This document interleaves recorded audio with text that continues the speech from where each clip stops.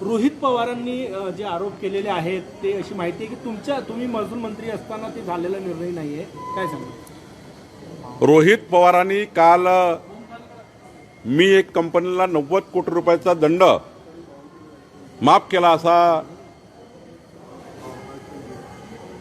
आरोप लावला होता।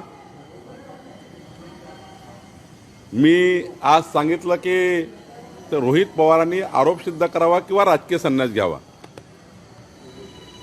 आता ते म्हणतात आहे की विधिमंडळामध्ये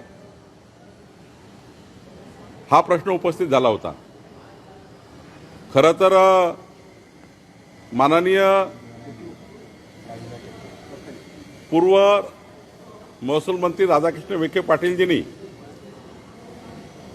जे रोहित पवार म्हणतात आहे त्या प्रकरणाला फक्त स्थगिती दिली आहे, कुठलाही दंड माफ केला नाही आहे।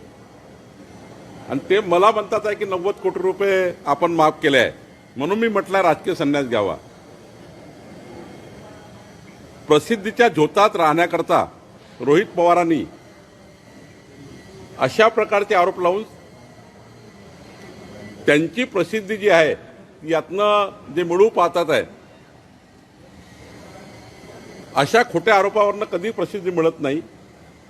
थोडं जरा प्रगल्भपणाने वागलं पाहिजे। राजकीय वागताना किंवा आरोप करताना उठसूट आरोप करून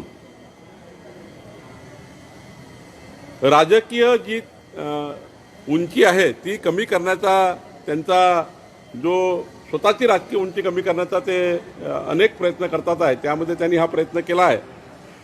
अपरिपक्वतेचं लक्षण रोहित पवारांचं आहे।